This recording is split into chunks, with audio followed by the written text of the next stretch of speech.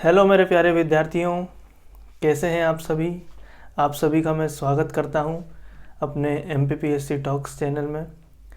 और हमेशा की तरह हम पढ़ेंगे आज Madhya Pradesh map study series में नए टॉपिक के बारे में, जिसमें हम देखेंगे मध्य प्रदेश के क्लाइमेट और रेनफॉल के बारे में।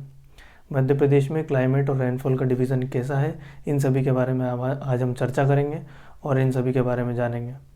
तो दोस्तों, पेन कॉपी अपने हाथ में ले लीजिए, मध्य प्रदेश का मैप और सब चीज़ जो हम बताएं वो आपको नोट करते जाना है टाइम बाय टाइम। तो आइए दोस्तों, शुरू करते हैं अपने अगले टॉपिक मध्य प्रदेश में क्लाइमेट और रेनफॉल के बारे में। मध्य प्रदेश में जलवायु और वर्षा, ठीक है, इसको बोलेंगे मध्य प्रदेश में जलवायु, हिंदी में रेनफॉल को बोलेंगे वर्षा। सबसे पहले दोस्तों, हम क्लाइमेट और रेनफॉल की बात करने वाले हैं, तो हम सबसे पहले ये जानेंगे कि एक्चुअली क्लाइमेट होता क्या है। ये क्लाइमेट शब्द होता क्या है, क्लाइमेट का मतलब क्या है, जलवायु का मतलब क्या है।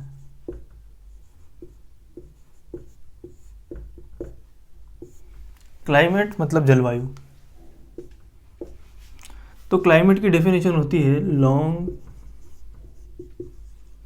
टर्म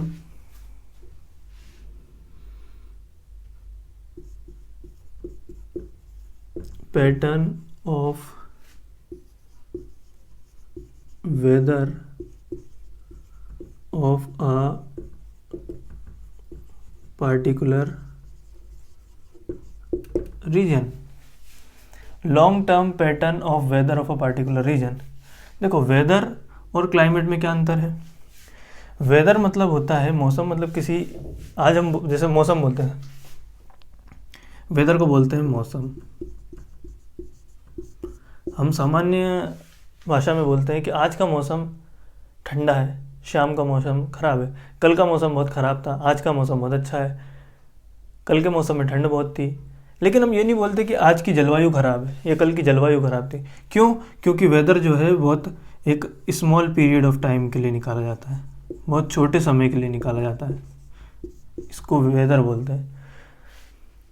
जब एटमॉस्फेरिक कंडीशन जो होती है, एटमॉस्फेरिक कंडीशन जो होती है किसी पर्टिकुलर रीजन की, पर्टिकुलर एरिया की, जब उसे बहुत लंबे समय के स्पान में देख करके निकाला जाए, 6 महीने में, 1 साल में, 1.5 साल में, ऐसा निकाला जाए, तो उसको हम क्लाइमेट बोलते हैं।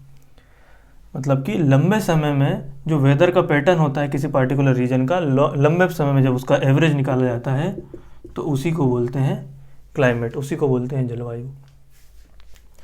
तो ये हमने देखा कि जलवायु क्या होता है। वैसे दोस्तों, मध्य प्रदेश का जो क्लाइमेट होता है, मध्य प्रदेश का जो क्लाइमेट है या मध्य प्रदेश की जो जलवायु है,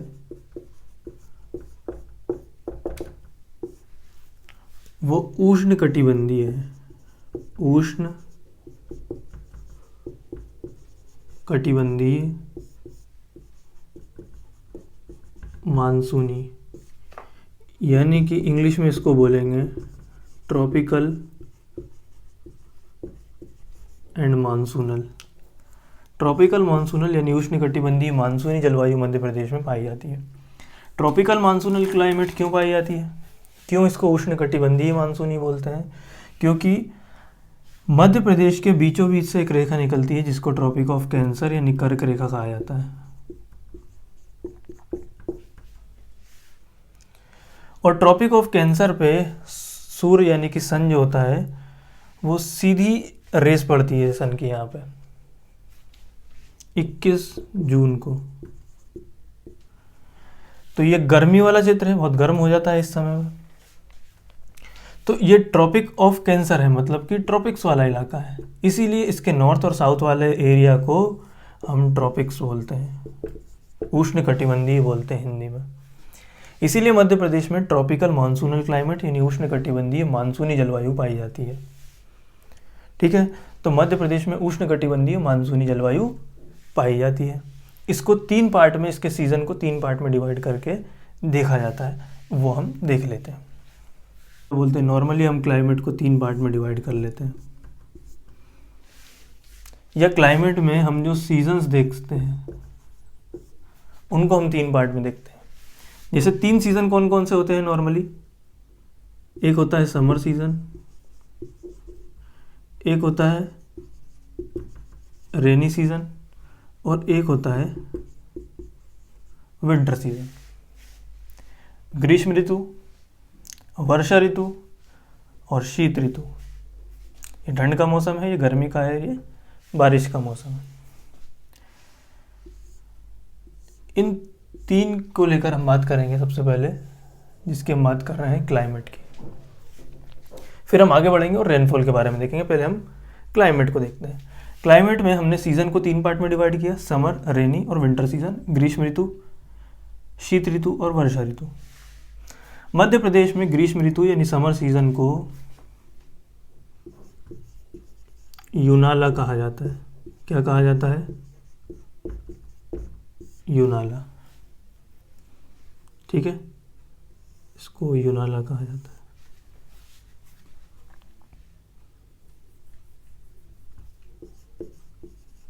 यूनाला। इसी प्रकार से मध्य प्रदेश में ठंड के सीज़न को यानी विंटर सीज़न को सियाला कहा जाता है। सियाला। और वर्षा के ऋतु को कहा जाता है चौमासा।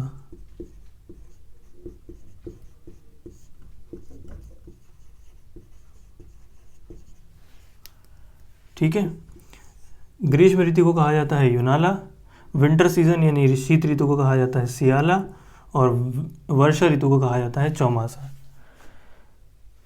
दोस्तों, फैक्चुअल क्वेश्चन में, प्रीलिम्स में सीधा क्वेश्चन बनता है कि मध्य प्रदेश में शीत ऋतु को किस नाम से जाना जाता है? तो सियाला नाम से जाना जाता है। ग्रीष्म ऋतु को किस नाम से जाना जाता है? तो यूनाला नाम से जाना जाता है। वर्षा ऋतु को किस नाम से जाना जाता है? तो चौमासा नाम से जाना जाता है। ठीक, तो 3 चीज़ ही हो गई। अब इसी के अंदर हम देखेंगे कि समर सीजन यानी गर्मी के मौसम की हम बात कर रहे हैं। ठीक है, गर्मी का मौसम मतलब कि टेम्परेचर से संबंधित, ठंड होगी तो भी और गर्मी होगी तो भी टेम्परेचर की ही हम बात करेंगे। टेम्परेचर में हम देखेंगे कि मध्य प्रदेश में सबसे हाईएस्ट टेम्परेचर कहाँ देखने को मिलता है? Highest temperature. और मध्य प्रदेश में लोएस्ट टेम्परेचर, सबसे अधिक तापमान और सबसे कम तापमान। तो सबसे हाईएस्ट टेम्परेचर मध्य प्रदेश में जो अभी तक रिकॉर्ड किया गया है वो किया गया है गंजबासौदा में। ये विदिशा जिले में आता है और यहाँ पे एक बार 47 डिग्री और एक बार 48 point something degree temperature, degree Celsius temperature यहाँ पर रिकॉर्ड किया गया है गंजबासौदा में। इसके अलावा ये ईयर वाइज किया गया है, ये कभी 1995 2008 के आसपास गंजबासौदा में किया है। एक बार खजुराहो में भी वही हाईएस्ट टेम्परेचर रिकॉर्ड किया गया है। खजुराहो कहाँ पे है? छतरपुर में। छतरपुर डिस्ट्रिक्ट में खजुराहो में भी हाईएस्ट टेम्परेचर, मतलब हाईएस्ट का नाम पहले गंजबासौदा में आता है। अब बात करते हैं लोवेस्ट टेम्परेचर, सबसे कम टेम्परेचर कहाँ पे देखा गया है मध्य प्रदेश में? तो सबसे कम टेम्परेचर मध्य प्रदेश में देखा गया है पचमढ़ी में। ठीक है, पचमढ़ी में सबसे कम टेम्परेचर मध्य प्रदेश में देखा गया और सबसे हाईएस्ट देखा गया है गंजबासौदा में। तो ये बात हो गई मध्य प्रदेश में क्लाइमेट की। क्लाइमेट के बाद हम बात करेंगे मध्य प्रदेश में रेनफॉल की, यानी मध्य प्रदेश में वर्षा की। वर्षा, रेनफॉल इन मध्य प्रदेश। ध्यान रखिएगा, मध्य प्रदेश में ईस्ट वाले पार्ट में मैक्सिमम रेनफॉल होती है, यानी कि अधिकतम वर्षा देखने को मिलती है मध्य प्रदेश के ईस्ट वाले पार्ट में। जैसे जैसे मॉनसून वेस्ट की ओर मूव करता है रेनफॉल कम होने लगती है, रेनफॉल डिक्रीज होने लगती है। ठीक है दोस्तों, मध्य प्रदेश में रेनफॉल डिक्रीज होने लगती है वेस्ट में, तो सबसे ज़्यादा वर्षा देखने को मिलेगी ईस्ट वाले पार्ट में। मध्य प्रदेश में जो रेनफॉल होती है वो होती है साउथ वेस्ट मॉनसून से, साउथ वेस्ट मानसून से मध्य प्रदेश में वर्षा देखने को मिलती है। इसको बोलते हैं दक्षिण पश्चिम मानसून। भारत में जो वर्षा होती है या मध्य प्रदेश में जो वर्षा होती है वो साउथ वेस्ट मानसून से होती है। ये इंडिया का जो इलाका है, यहाँ पे इंडिया बना है, ये इंडिया का साउथ वाला एरिया जो है ये ईस्ट है, ये वेस्ट है, तो ये साउथ वेस्ट से जो मानसूनी हवाएं आती है उनसे वर्षा होती है मध्य प्रदेश में। ठीक है, तो मध्य प्रदेश में वर्षा होती है साउथ वेस्ट मानसून से। अब साउथ वेस्ट मानसून से वर्षा होती है तो सबसे ज़्यादा वर्षा की बात करेंगे। सबसे पहले तो मैक्सिमम रेनफॉल कहाँ पे देखने को मिलेगी मैक्सिमम रेनफॉल? तो मैक्सिमम रेनफॉल मध्य प्रदेश में देखने को मिलती है पचमढ़ी में। 199 सेंटीमीटर तक रेनफॉल देखी गई है पचमढ़ी में, सबसे highest rainfall, maximum rainfall, highest rainfall भी बोलते हैं। और लोवेस्ट रेनफॉल यानी सबसे कम वर्षा कहाँ देखने को मिली है मध्य प्रदेश में? तो सबसे कम वर्षा होती है मध्य प्रदेश में भिंड जिले में 55 सेंटीमीटर। ठीक है, ये तो बात हो गई सबसे अधिक वर्षा, सबसे मैक्सिमम रेनफॉल, सबसे मिनिमम रेनफॉल की। एक्चुअली मध्य प्रदेश की जो रेनफॉल होती है उसको भी 3 पार्ट में डिवाइड करके देखा जाता है। कौन कौन सी? मध्य प्रदेश की रेनफॉल एक तो होती है लो रेनफॉल, फिर आती है एवरेज रेनफॉल और फिर आती है हाई रेनफॉल। ये होती है सामान्य वर्षा, ये सामान्य से कम वर्षा और ये सामान्य से अधिक वर्षा। तो मध्य प्रदेश में जो एवरेज रेनफॉल देखने को मिलती है, मतलब टोटल जो मानसून वाला समय होता है मध्य प्रदेश का, जिसको चौमासा कहा जाता है बारिश के समय को, तो वर्षा के समय सबसे ज़्यादा एवरेज रेनफॉल देखने को मिलती है मध्य प्रदेश में 112 सेंटीमीटर। क्वेश्चन बनता है फैक्ट्स में सीधा कि मध्य प्रदेश की एवरेज एनुअल रेनफॉल कितनी है? तो मध्य प्रदेश की एवरेज रेनफॉल है 112 सेंटीमीटर। लो रेनफॉल वाले वो एरिया होते हैं जहाँ पे 75 सेंटीमीटर से कम वर्षा होती है, और जहाँ पर 100 से लेके 200 सेंटीमीटर तक वर्षा होती है वो एरिया कहलाता है हाई रेनफॉल वाला एरिया। कहाँ होगी 75 सेंटीमीटर से कम रेनफॉल? 75 सेंटीमीटर से कम रेनफॉल देखने को मिलती है कुछ इस इलाके में, जैसे भिंड, मुरैना, श्योपुर, दतिया, शिवपुरी, वेस्ट वाला कुछ इलाका। मैंने बताया कि मध्य प्रदेश के वेस्ट में आते आते रेनफॉल कम होती आती है, इसीलिए इस क्षेत्र में देखने को मिलती है हमें 75 सेंटीमीटर से कम रेनफॉल। और मध्य प्रदेश का पूर्वी भाग में और सतपुड़ा वाले इलाके में, होशंगाबाद जहाँ पे पचमढ़ी है, यहाँ पे हमें देखने को मिलेगी हाई रेनफॉल, हाई रेनफॉल।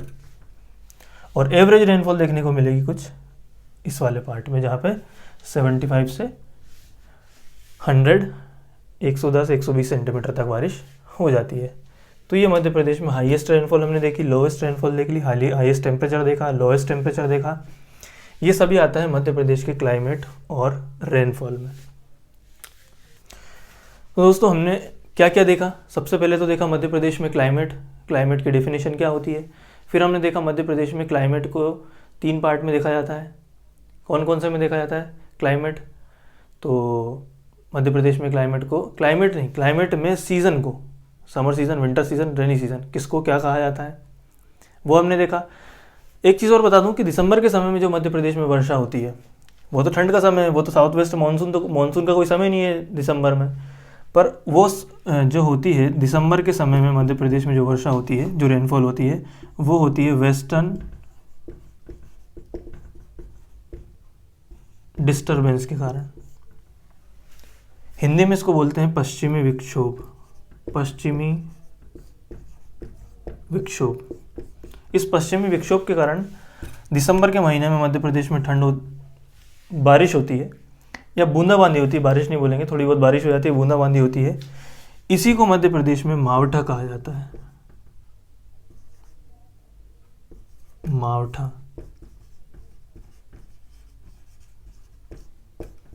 याद रखिएगा, ये भी इंपॉर्टेंट पॉइंट है जो देख लिया अपन ने। तो मावटा कहा जाता है। क्लाइमेट देख लिया, सबसे हाईएस्ट टेम्परेचर कहाँ है, सबसे लोवेस्ट टेम्परेचर कहाँ पर हमने देखा है मध्य प्रदेश में। फिर रेनफॉल कहाँ होती है, रेनफॉल को 3 पार्ट में मध्य प्रदेश को रेनफॉल को डिवाइड करके देखा जाता है, पहली, दूसरी, तीसरी।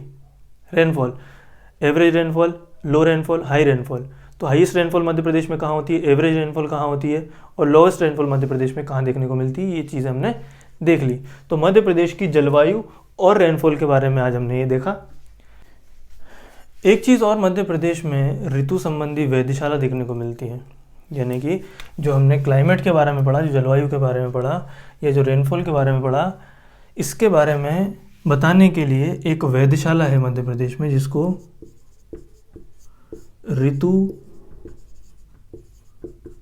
वेधशाला, जिसको इंग्लिश में बोलेंगे वेदर ऑब्जर्वेटरी। ऋतु वेधशाला मध्य प्रदेश में देखने को मिलेगी, इंदौर में है इसका सेंटर। तो याद रखिएगा, फैक्ट्स में सीधे क्वेश्चन पूछा जाता है कि मध्य प्रदेश में एकमात्र ऋतु संबंधी वेधशाला यानी कि ओनली वन वेदर ऑब्जर्वेटरी कहाँ पर है, तो मध्य प्रदेश के इंदौर जिले में एकमात्र ऋतु संबंधी वेधशाला है। ये फैक्ट्स पॉइंट ध्यान रखिएगा। तो आई होप दोस्तों आपको हमारा वीडियो पसंद आया होगा। हमारे साथ इसी प्रकार से जुड़े रहिए। हम आपके लिए बहुत अच्छे अच्छे टॉपिक्स और लेकर के आएंगे, और मुझे विश्वास है कि अच्छे से अच्छा कंटेंट देने की मैं आपको कोशिश कर रहा हूँ। जहाँ से भी मिलता है देख करके अच्छे से अच्छा ऑथेंटिक कंटेंट लेकर के आपके सामने आता हूँ, ताकि आप अच्छे से अच्छे क्वेश्चंस अटेंड कर सकें, सही तरीके से अटेंड कर सकें। तो जुड़े रहिए, हम आपके सामने हाजिर होंगे अपनी अगली वीडियो के साथ। जुड़े रहिए। वीडियो पसंद आए तो वीडियो को लाइक करें, चैनल को सब्सक्राइब करें, अपने दोस्तों के साथ शेयर करें, और कमेंट करके ज़रूर हमें बताएं कि आपको हमारा वीडियो कैसा लगा। Thank you so much.